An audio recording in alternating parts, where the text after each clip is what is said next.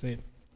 Como é bom louvar o Senhor, como é bom cantar ao Senhor, cantar verdades, tudo é dele, sempre é por causa dele, não tem outro motivo para a gente estar aqui, a não ser Deus. Então, nessa noite, que o Senhor fale ao nosso coração também através da sua palavra. Siglas.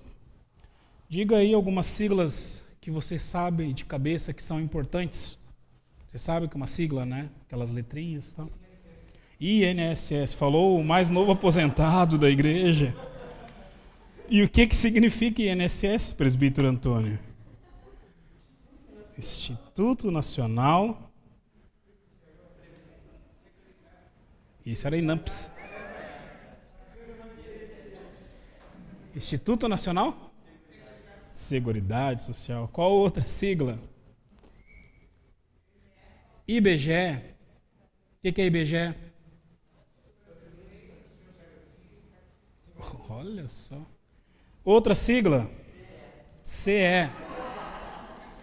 O que é CE? Olha só. Achei que vocês iam dizer IPPEL, por exemplo. IPPEL, vocês podiam ter dito. As siglas, elas servem para resumir algum assunto e assim tornar mais fácil a maneira que você vai aprender. Nós, na nossa igreja, nós também temos algumas siglas. Por exemplo, se você já é dessa nova geração da igreja e você já fez o Integrar IPPEL, você descobriu que a igreja tem 7 valores. Os 7 S's da igreja. Todas as vezes que você entra, até no novo templo agora, você vai entrar, tem uma placa lá gigantesca dizendo os 7 S's da igreja, os 7 valores principais que nós queremos que a nossa igreja manifeste. Você lembra de algum? Sabedoria. Sonhar. Servir. Submissão. Tá melhor do que eu imaginava. Sustentabilidade também. Isso nos ajuda a guardar os valores que nós queremos como igreja. Hoje eu quero falar com você sobre uma sigla também. Os 3 F's da vida cristã. Eu estava procurando nas minhas anotações, porque eu estava na cabeça que eu já tinha exposto esse texto aqui na igreja, e o pastor Rodrigo, sim, eu anoto todas as pregações que eu faço aqui na igreja, desde a minha primeira até a última, para justamente não pregar nenhum texto para você, né? A palavra é rica, não precisa ser repetir texto. E eu comecei a ver que eu já expus esse texto, o primeiro verso desse texto que nós vamos trabalhar, mas por toda a perícope. Então eu quero convidar você a abrir a sua Bíblia, o segundo livro de Timóteo. Nós vamos ler do verso 1 até o verso 7. Na ocasião, lá em maio de 2017, eu expus Timóteo capítulo 1, falando como nós podemos nos tornar fortes através da graça do Senhor Jesus, que é o nosso motivo de força, o nosso anel da justiça que nos dá força e nos transforma em lanternas verdes do Senhor, vem da graça do Senhor Jesus Cristo. Mas hoje eu quero expor mais coisas sobre esse texto tão precioso do apóstolo Paulo. Portanto, você, meu filho, fortifique-se na graça que há em Cristo Jesus, e as coisas que me ouviu dizer na presença de muitas testemunhas, confie a homens fiéis que sejam também capazes de ensinar os outros. Suporta comigo os sofrimentos como bom soldado de Cristo Jesus. Nenhum soldado se deixa envolver pelos negócios da vida civil, já que se deseja agradar aquele que o alistou. Semelhantemente, nenhum atleta é coroado como vencedor se não competir de acordo com as regras. O lavrador que trabalha arduamente deve ser o primeiro a participar dos frutos da colheita. Reflita no que eu estou dizendo, pois o Senhor lhe dará entendimento. Você já sabe, essa é a última carta do apóstolo Paulo. O apóstolo Paulo, provavelmente, como você já me ouviu dizer aqui várias vezes, quando Timóteo lê essa carta, o apóstolo Paulo já tinha morrido. Provavelmente. O apóstolo Paulo aqui estava prestes a ser decapitado. E ele então investe o seu tempo para falar as suas últimas palavras ao seu discípulo amado, que por algum motivo estava em crise com o apóstolo Paulo. Nós não sabemos, quando nós chegarmos na glória, você pergunte para Timóteo, mas nós hoje não sabemos qual era o motivo da desavença, mas a relação ali estava estremecida. Então, nada mais certo do que o discipulador, que era o apóstolo Paulo, procurar o seu discípulo e falar, olha, nós precisamos acertar aqui alguns ponteiros. Paulo provavelmente já sabia que ele iria morrer, então ele não queria sair dessa terra sem deixar os ponteiros acertados com o seu jovem pastor, o jovem Timóteo, que aqui tinha cerca de 30 até 35 anos. Timóteo pastoreava uma igreja muito difícil, chamada Igreja de Éfeso. E essa igreja é a igreja que mais persiste nas Escrituras. Você vê a sua plantação, você vê o seu meio de vida e você vê o seu final lá em Apocalipse. É uma igreja que passou por grandes pastores e grandes pregadores e mesmo assim é uma igreja que todas as vezes que ela é citada, ela está aprendendo alguma coisa diante do Senhor. Nessa noite, como eu falei para você, eu quero focar com você nos últimos versos do texto que nós lemos, a partir ali do verso 4, e te deixar 3 princípios, te levar à reflexão de 3 princípios que eu e você, como cristãos, nós precisamos desenvolver, que eu e você, como cristãos, nós precisamos manifestar. Hoje em dia, muitas pessoas são cristãs. Hoje em dia, muitas pessoas têm acesso à palavra de Deus. Porém, precisa ter valores na vida da pessoa para que ela possa ser chamada de discípulo de Cristo Jesus. Precisa ter coisas manifestas na sua estrutura social, na sua vida social ali, que vão dizer que aquela pessoa é discípulo de Cristo Jesus. E nós não prestamos atenção mais nessas coisas. Como eu falei no início desse culto, a palavra do Senhor, ela precisa ser ensinada, ela precisa ser manifesta, ela precisa ser ensinada novamente, ela precisa ser relembrada, porque continuamente nós nos esquecemos do Senhor. Continuamente nós nos esquecemos dos princípios que determinam a nossa vida cristã. Hoje você vai lembrar de 3 deles. E o primeiro que eu quero trabalhar com você é foco. Eu e você, como cristãos, nós precisamos aprender a focalizar as coisas. Olha o que o apóstolo Paulo fala no verso 4. Nenhum soldado se deixa envolver pelos negócios da vida civil, já que deseja agradar aquele que o arregimentou ou aquele que o alistou. Lembre-se, a cidade de Éfeso era uma cidade marcada pelo exército. Era uma cidade onde o maior polo de exército daquela geração estava sendo plantado. Nós temos algumas cidades assim no Rio Grande do Sul. Por exemplo, se você viaja para cidades de fronteira, você vai descobrir que essas cidades têm mais quartéis. Você vai numa cidade como Alegrete, por exemplo, que é uma cidade que tem cerca de 100 e poucos mil habitantes e que deve ter uns 8 quartéis lá. Não sei para que tanta coisa. Eu acho que o alegretense gosta de guerra, é por causa disso, né? Onde estão os gaúchos de verdade. Mas lá para eles seria normal falar sobre guerra. Você pode ir até Bagé, por exemplo, você vai descobrir também mais uma penca de quartéis. Rosário do Sul e tantas outras cidades que eram como Éfeso, uma cidade marcada pelo exército. E é interessante que por conta disso o apóstolo Paulo ele usa essa figura. Ele usa a figura do soldado. Nesse momento, o apóstolo Paulo já tinha passado por diversas situações com o exército. Eu não sei se você vai lembrar que em um dado momento da vida do apóstolo Paulo, ele esteve preso e ele estava na sua casa, numa casa que ele havia alugado. E todos os dias, 24 horas por dia, tinha que ficar um soldado plantado do lado do apóstolo Paulo. E por isso que ele usa uma expressão em uma das suas cartas dizendo, olha, por conta disso eu tive a oportunidade de evangelizar toda a guarda pretoriana. E o apóstolo Paulo aqui nos ensina então que o bom soldado, ele tem foco. O bom soldado, ele vai cuidar das coisas daquele que o chamou, daquele que o arregimentou, daquele que o alistou. O bom soldado, ele não vai cuidar da vida civil, ele não vai se preocupar com a vida civil, sendo que ele está vivendo uma batalha, uma guerra.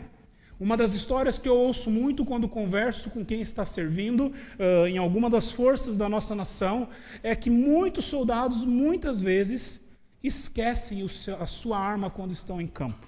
Nós temos aqui um militar, qual é a sua patente? Oficial.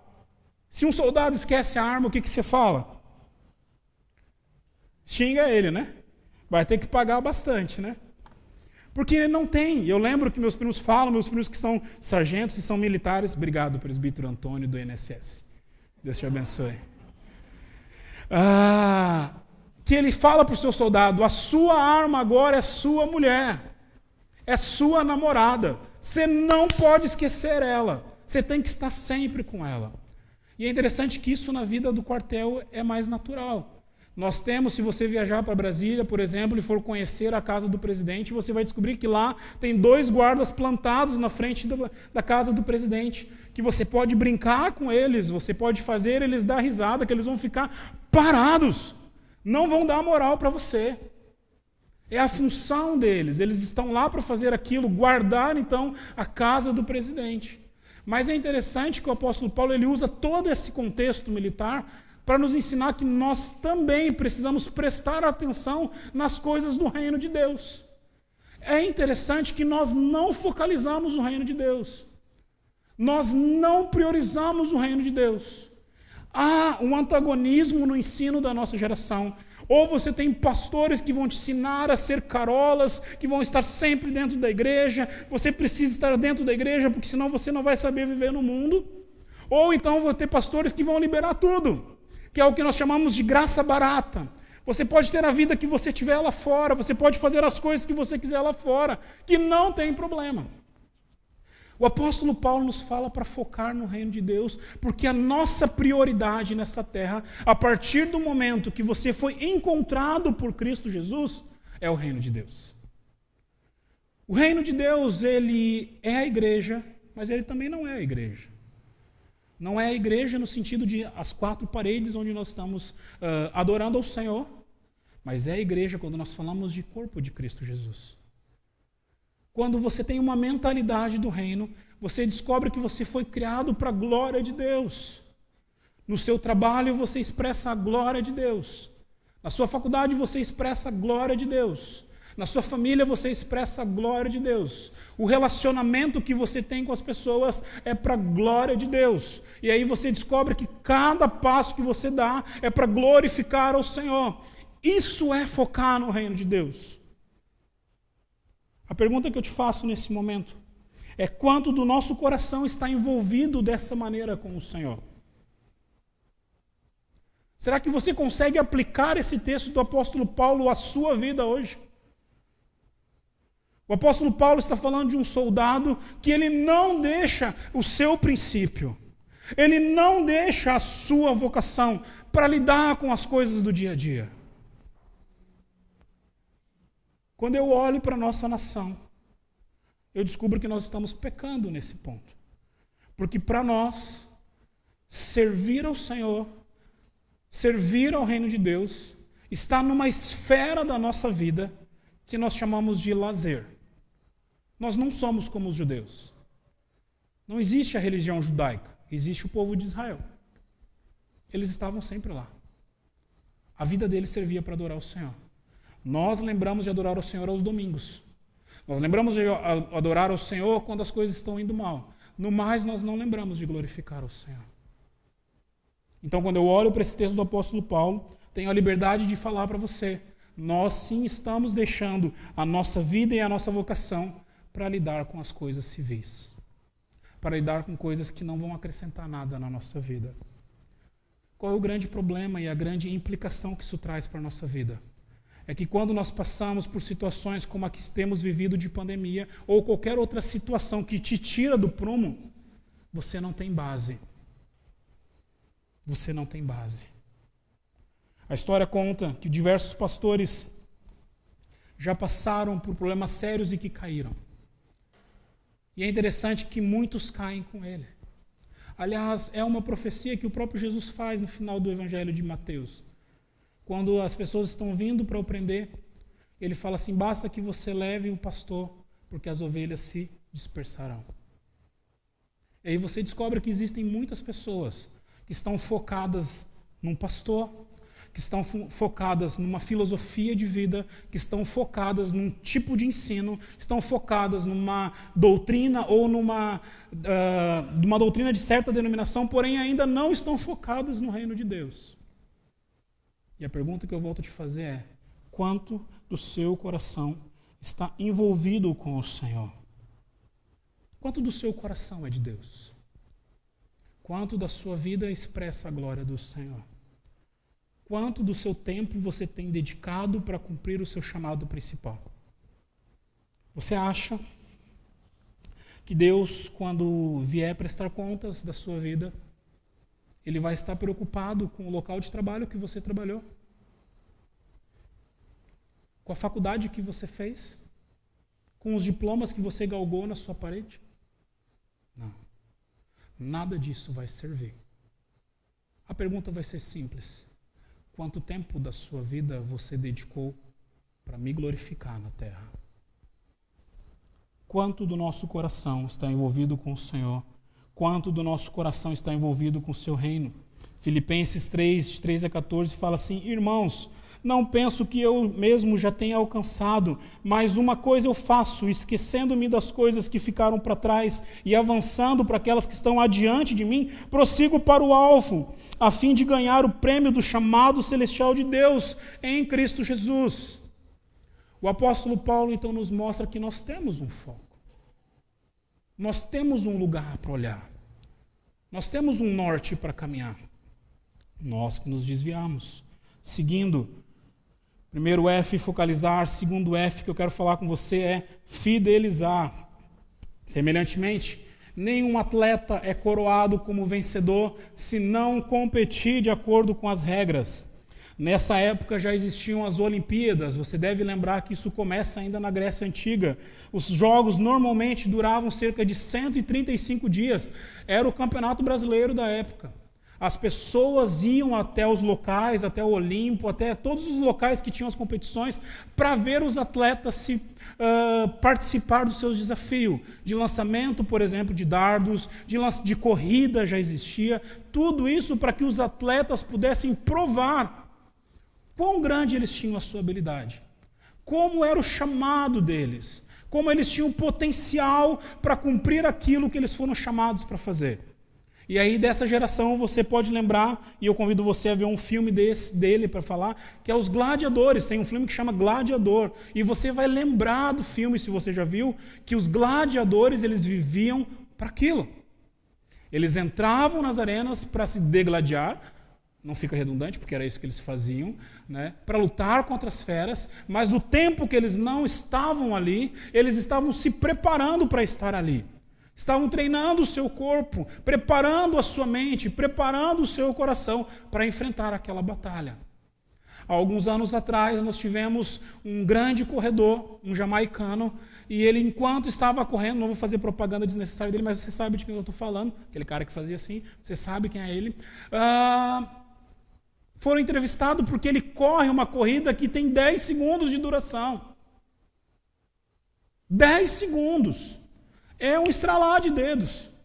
E aí nós achamos que a preparação dele dura também 10 segundos.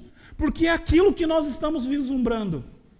Então aquela reportagem foi demonstrando quanto tempo ele demora para treinar. O bicho acordava cedo, 5 horas da manhã, já estava correndo. Não corria só os 100 metros, corria maratonas, para que ele pudesse, nos 100 metros que ele tinha que correr, fazer o máximo possível. Ele teria que competir. E competir de acordo com as regras. Isso tem a ver com fidelidade. Algo que nós perdemos na nossa geração. Nós queremos viver o Evangelho. Nós, às vezes, até estamos focados com o reino de Deus. Mas existem regras para esse jogo acontecer. Existem diretrizes para que isso possa acontecer. Mas a nossa geração, ela quer mudar. Ela quer mudar a maneira que a igreja tem que se portar. Ela quer mudar a maneira que os pastores têm que se portar. A maneira que os cristãos têm que se portar. E eu não estou em crise com questão de roupa, tatuagem. Não estou preocupado com isso. Eu estou preocupado com diretrizes do reino de Deus. Porque algo muito sério tem acontecido na nossa geração. Nós estamos tirando o trono de Deus, aonde somente merece, ele tenha o direito de ser adorado, para colocar o homem ali no lugar. E a palavra de Deus usa um nome bem simples para isso. Idolatria. Quando nós tiramos Deus da sua glória e colocamos outra coisa ali. Nós queremos jogar o jogo de outra maneira. Nós queremos fazer as coisas da maneira que nós achamos melhor. E aí esse próprio apóstolo Paulo, mais em uma de suas cartas, vai dizer: quem, pois, conheceu a mente do Senhor? Quem, pois, foi o seu conselheiro? Ninguém. Como é que eu e você temos a ousadia de chegar para Deus e dizer: Deus, se você construir o reino de Deus assim, o seu reino, não é meu, vai ser melhor. Eu acho que essas regras, Deus, está muito pesado. Vamos mudar um pouco. Vamos transformar o reino de Deus mais aprazível para essa cultura. Você quer mudar as regras do jogo. Nós só não entendemos que quando nós mudamos a regra do jogo, nós estamos mudando o jogo. Eu usei o filme nessa noite, porque todo pai ensina algo aos filhos. Se você é pai, você sabe disso. Nós, filhos, esquecemos. Meu filho vai esquecer um dia que quem ensinou ele a jogar futebol fui eu. Que de repente vai jogar tanto futebol na vida dele que ele vai esquecer de onde ele aprendeu a dar os primeiros chutes na bola. Mas você precisa pegar uma bola, se você vai ensinar o seu filho a jogar futebol, e ensinar que o princípio básico do futebol é não botar a mão na bola. Porque se ele bota a mão na bola, é falta. Se ele botar a mão na bola, é outro esporte, não é futebol. Chama-se handball. É outro jogo. No reino de Deus, nós precisamos lembrar que aquele que nos chamou e nos arregimentou como soldados, ele já deixou as regras que eu e você precisamos seguir e cumprir. Basta nós fazermos isto. A vida é uma criação divina. Eu e você fomos criados para desfrutar dessa criação. Desfrute do poder de Deus. Jogue pelas regras do autor e não pelas suas próprias regras, porque a promessa que você tem é que no final de tudo você vai ser vitorioso. Como eu falei para você, as Olimpíadas já existiam nesse tempo. E os vencedores, normalmente, eles saíam passeando, andando em romarias pelas cidades romanas e gregas, com seus louros da fama, por isso que vem essa expressão, demonstrando que eles eram os vencedores, os campeões. Deus te chamou para algo onde você sabe que você é mais do que vencedor. Jogue com as regras do Senhor. Fidelizar, focalizar, e eu quero agora falar com o último F para você guardar, que é frutificar. O daí, José.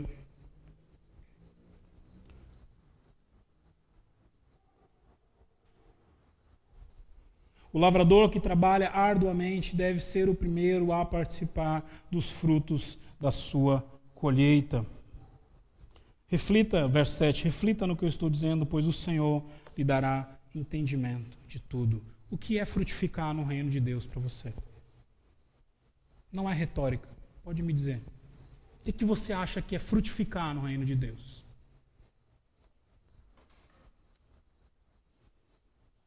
Pastora, as siglas era mais fácil. Para muitas pessoas, frutificar no reino de Deus está ligado a quantas pessoas você converteu. Né? Tem algumas comunidades que fazem o culto da colheita, como se eu e você fôssemos responsáveis pela conversão de pessoas. Nós não somos. E se nós não somos, o fruto não é nosso. Então não é desse fruto que o apóstolo Paulo aqui está falando. Mas o apóstolo Paulo ele fala de um fruto mais para frente. E interessante que é uma carta bem próxima à carta de Éfeso. E ele nos ensina a respeito do fruto do Espírito. E aí tem a ver com o fruto que Paulo está falando aqui.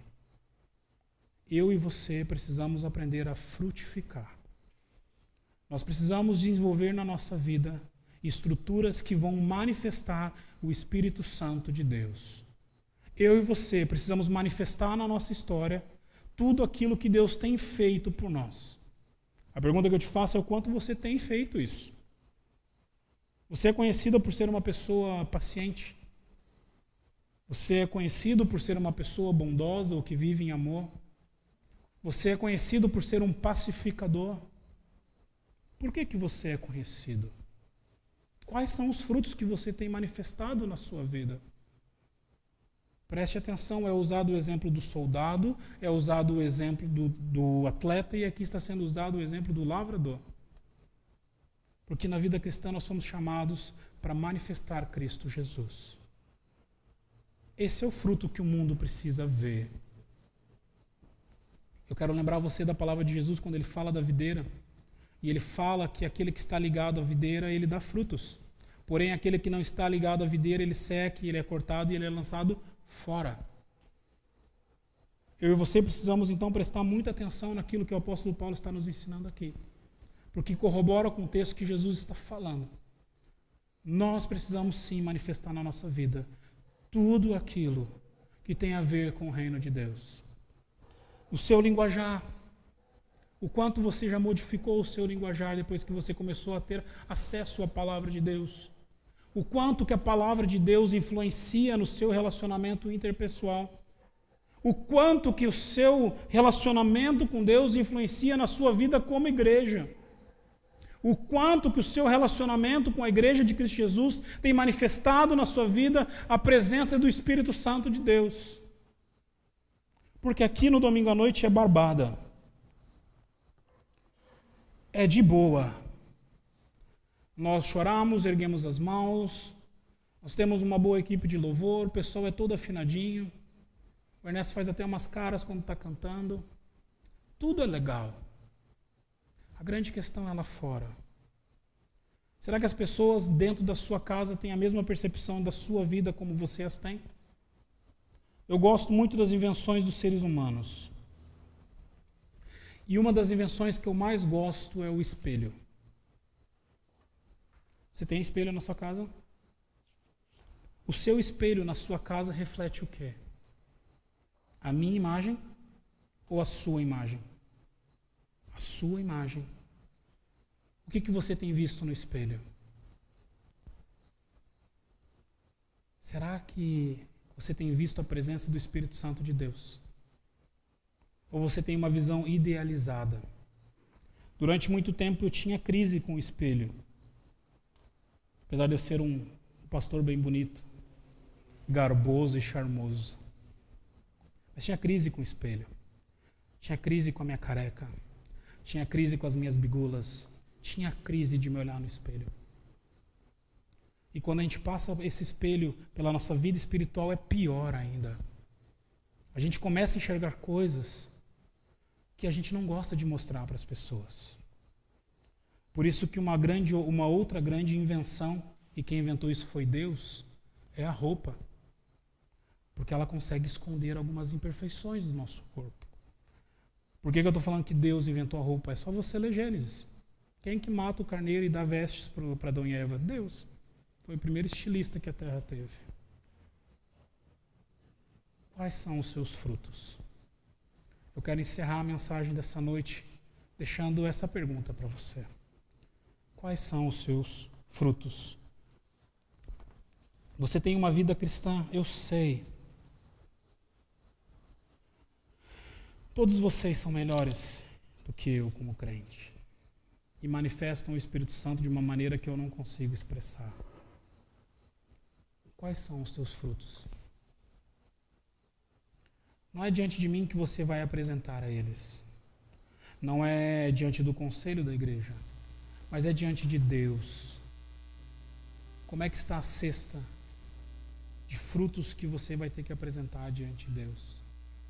Se você ainda está preso a essa cultura da nossa geração, de que seus frutos é o quanto você tem convertido corações, meu irmão, nessa noite eu queria derrubar esse conceito. Fruto é o quanto do Espírito Santo tem transformado a sua vida. O apóstolo Paulo, quando ele termina essa carta, já estava às vésperas da morte. Já estava prestes a oferecer como libação o seu corpo, como ele usa a expressão.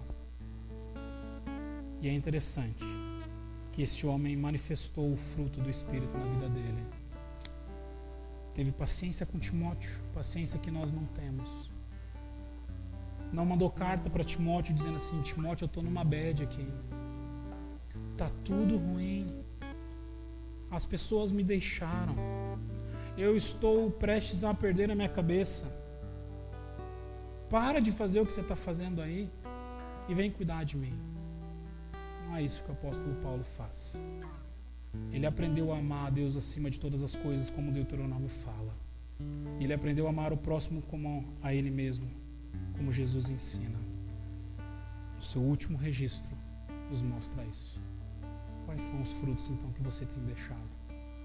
Os mesmos do apóstolo Paulo ou aqueles que você acha que são importantes? Vamos cantar? A ti eu vou clamar, pois tudo vem de ti. e tudo está em ti.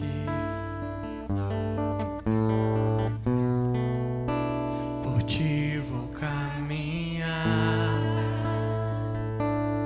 tu és a direção, o sol a me guiar. Tudo pode passar, teu amor jamais me deixará.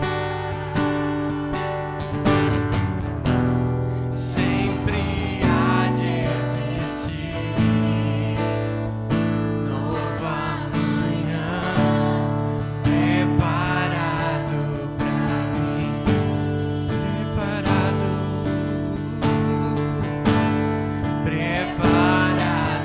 pra mim.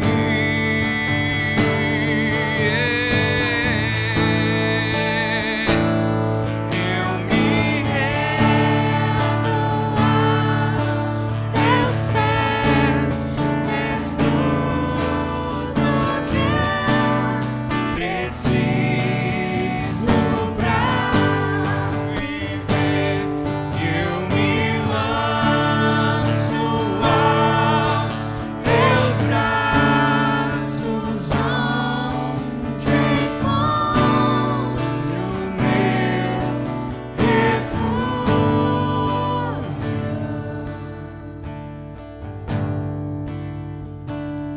Eu vou clamar, Pois tudo vem de ti, e tudo está em ti. Por ti vou caminhar, tu és a direção, o sol a me guiar.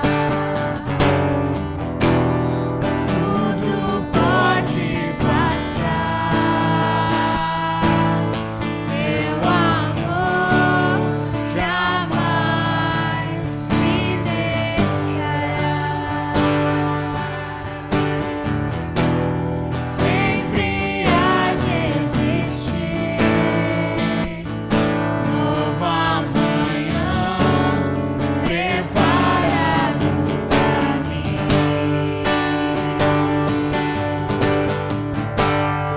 preparado pra mim.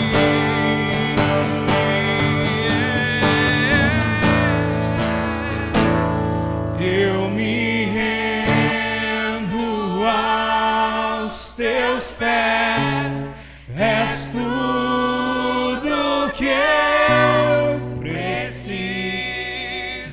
pra viver. Eu me lanço aos teus braços, onde encontro meu refúgio.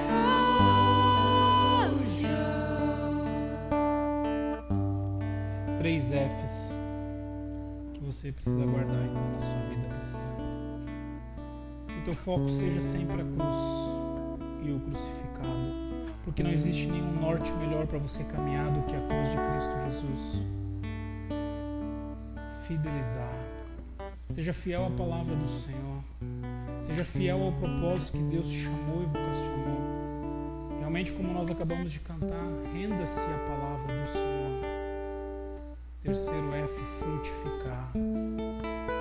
Que a sua vida seja uma lavoura do Espírito Santo de Deus, aonde você venha manifestar esse fruto, para que as pessoas lá fora, quando olharem para você, não enxerguem mais você, mas enxerguem Cristo Jesus, porque é de Cristo Jesus que a nossa geração tem estado carente. Vamos orar? Deus, muito obrigado por essa noite e pelo tempo que podemos passar aqui. Obrigado porque em tudo, Deus, o Senhor, Deus, é soberano. Tudo que realizamos aqui é para a glória do Senhor. E que a Tua palavra ela venha ser aplicada em nós, para que realmente nós venhamos viver, Deus amado. Venhamos viver como o Senhor nos chamou, como o Senhor nos vocacionou. Obrigado porque podemos nesse tempo nos reunir como comunidade cristã. Guarda, Deus, aqueles que estão aqui presentes. Guarda, Deus, aqueles que nos assistem em casa. Para que, Deus, a presença do Teu Espírito Santo esteja, Deus, sobre cada família. Nos desafia cada vez mais a viver como discípulos do Senhor nessa cidade. Muito obrigado pelo culto dessa noite. E agora, meus irmãos, que a graça do nosso Senhor e Salvador Jesus Cristo, o amor de Deus o Pai e a consolação eterna do Espírito Santo de Deus esteja com você e com a sua família desde o dia de hoje até o dia em que Ele há de voltar entre as nuvens. Em nome dele que oramos, em nome de Jesus. Amém.